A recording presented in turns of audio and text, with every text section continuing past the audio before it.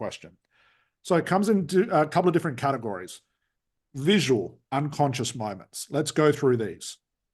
What do we think? And while you're yelling them out, I'm going to squash this spider. Give me 2 seconds.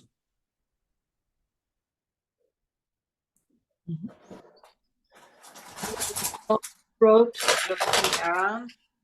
Yep. So I turned my camera off and my microphone, so you didn't hear me squeal when I did that. Oh, hate spiders. All right. So visual, unconscious moments. For that phobia. Yeah. What are we going to look for with an unconscious moment? Blinking. Blinking. Swallowing. Swallowing. Off. Heavy sigh. Heavy sigh. Looking off into space. I'll touch on this one, Eric. That's a good one. That's what Isla did the most. There was a lot of Lost for words. What am I doing right now if I'm the client and I'm going, Thinking. That's all trance is. Trance is just deep contemplation, deep thinking, to a point where the client thinks so much they get lost in their own thoughts, snap out of it and go, where did I go for an hour? Because they got so lost in it. And that's the way, this is important. That's the way Isla started to do trance, was looking off, thinking. We'll get to the auditory stuff very soon. She did that as well. But I want to point out this right now and write this down. Every client does therapy and trance differently. Let them do it their way. Don't force your fucking regressions on people. Don't force your relaxation or your timelines. Why? You're not in charge. They're way more intuitive and have more wisdom than you ever will. Why? Because they have known themselves for how many years they've been alive. Who am I to step in just because I got a certification? Just because I can read a piece of paper? I'm not in charge here. So I want to point out, let's say Isla's thinking and I'm saying, no, Isla, please close your eyes. I want you to close your eyes and relax. I'm now forcing it. Who likes being told what to do? No one. Do you reckon your unconscious mind likes being told what to do? Do this for an experiment. For the next 30 days, tell your unconscious mind you're a millionaire. Come back to me in 30 days. Let me know how you go. But that's what we're told to do, aren't we? Do it for 60 days, 90 days, 120 days. We're told to tell our mind what to do. Who's ever had a problem they've tried to solve before by telling yourself you don't have that problem anymore? You can overcome it. You're creative. You're wonderful. You're powerful. You're strong. Doesn't that problem still fucking exist?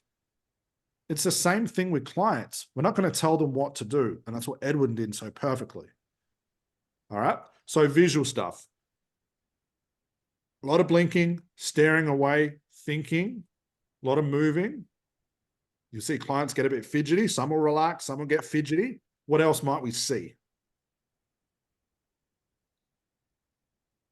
Isla did some movements with her hands a few times. That Definitely was very also, fidgety. Yep. yes, and coughing. Everyone saw that as well, the coughing. Now we could ask, we'll look at day 2, the ETM, emotional trance method. We can use those things as a platform for trance. We can do all that by day 2 or day 3, depending where we get to it. What else might we see? What looked like confusion. Yeah, everyone see that in her face?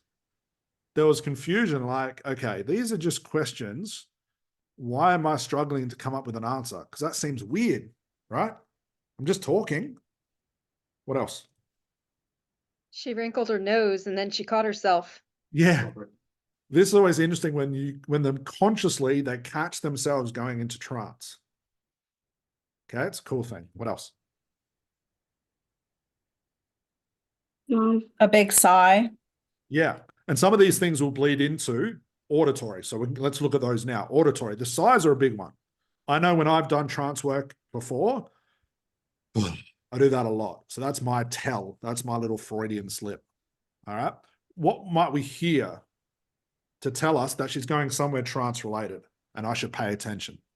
I feel like you can hear the energy of it, or you can hear or something. You can hear the tone of how people express unconscious ideas. And that's what I picked up on. That's what I always hear the most because I'm used to doing sessions without a camera on.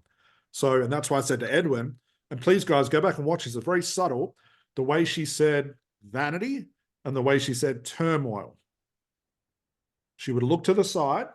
The way it would come out was very forceful, different tone than when she was more conscious. And all it takes is that one little bit to catch a client, for you to ask a question about that, and it will blow them away. Like, how the hell did you know that? Because you just told me, but you don't realize you told me. And that's our whole Erickson approach. Okay. What else might we hear? So definitely sighing, the emotions, crying, laughing, coughing. What else? It could be the tone or the emphasis of it as well. So yeah, tone, emphasis, yeah, the way they express the ideas. Or speed, should I say. That may fluctuate. It may go faster or slower. Yep. More emphasis. All you're looking for is what's different. Some of these things just aren't the same. What's different? She said these words like this for 2 straight minutes. Then this one word, she looked away. It was very soft when she said it. Then her volume picked up again. She was back to normal speaking. That's what we're looking for. And it's those unconscious moments as we go through this, we're going to start to explore, because that's the unconscious mind in action. And we're going to follow that tail. What else might we hear? Like swallowed words. Yes. Okay. Other big unconscious moments as far as auditory are things when clients talk about love. We use Isla's vanity, care, hate. These mean different things to different people. So they're worth exploring as well. Okay. Anything else, guys? Clearing throat a lot. Clearing throat a lot. Yep. Now we could be just guessing here and saying, you know, do you realize you're clearing your throat a lot? And she might say, well, yeah, I've got a cold. Or she might go, oh my God, I used to do that when I was 3 years old. I didn't realize I was doing it. So we're going to test all these things. We're not just going to assume, but these are things worthwhile to pick up on. I had sugar, so it was from sugar. There we go. But yeah, I was noticing. Glad we tested it. Yeah. Okay. Don't want to take any assumptions, and we'll get into that. Anything else, guys, we could hear? What do you think? You went into like a memory or a regression sort of space. So yes. Now, where were the 3 scenes? Don't you need 3 scenes for a regression? Don't you have to ask a client how old they are or where they are, or who they're with? That's traditional. Did you ever hear Edwin do any of that? Did you tell her to go to those places? Isn't it nice just to be lazy and just wait for these things to show up? I don't need a technique once she's there. If all of a sudden Isla goes into a memory if she's 5 years old, I don't have to go, okay, where in the scene is she? Where is she? Unless it's a abreaction, which we'll talk about tomorrow and how to get out of that. What if the technique is just letting her go there and going, okay, cool, we're here. Put a big smile on your face and just wait. She'll figure it out. She's smart enough. Who thinks a client's unconscious mind is way more smarter than you to know what to do with a regression? So why the hell would you ever tell a client to go there? I think she had 2 regressions, a couple of memories, some imagination stuff, and she felt calm. None of the words came out of Edwin's mouth, but she went there. And that's not even a full session. That's just the very start of it. Does that make sense where we're going, guys? Mm-hmm. Now, who noticed her go into trance, this traditional trance thing? Who noticed that? So by not putting her into trance, she went into that. What does that mean for us using ACH? Fast. Easy. You don't need an induction to go into trance. Yeah. Your induction is, what's the problem? You're doing the therapy, the induction, the deepener, the technique, everything in that one question, which is what's the problem? I'm saying, if I'm working with Kerry, I'm saying, okay, Kerry, what's your problem?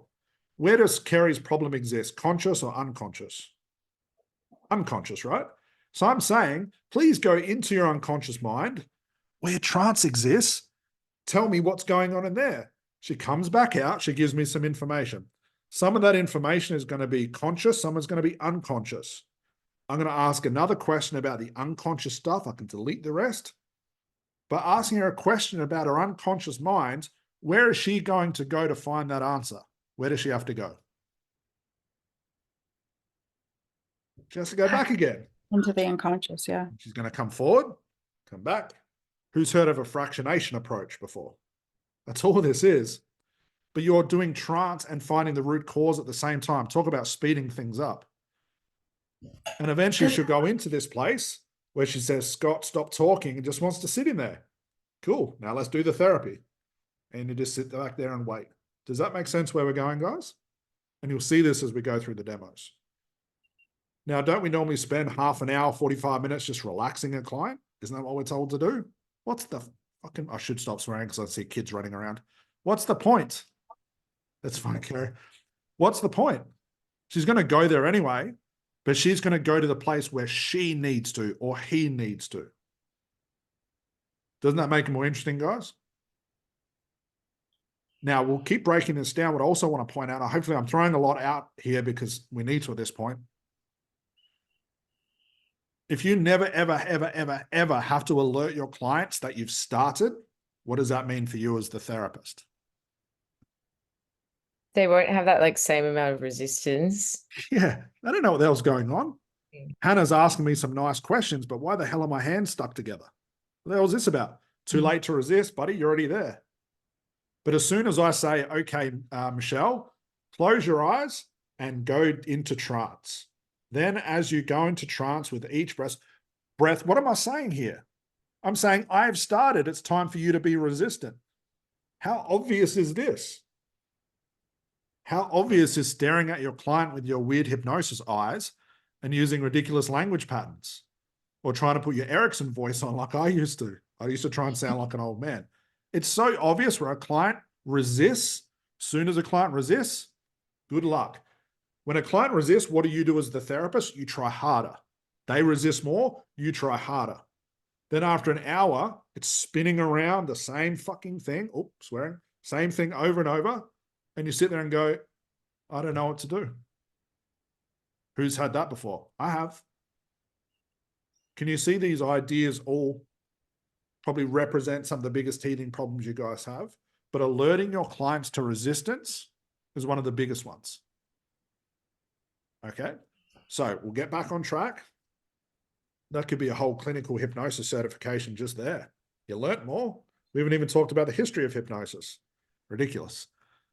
Unconscious moments. All an unconscious moment is, I want you to look at is, if the therapist, all I'm going to do is just collect as many of these moments as possible. That's all I have to do. I'm not going to solve it. I'm not going to put them into trance. All I'm going to do is ask questions. When I see an unconscious response, I'm going to ask a question just about that response. I'm just going to keep doing that. That's all you have to do, guys. It's not your job to solve your client's problem. It's theirs. So you can't create a technique around it because no such thing. Any question?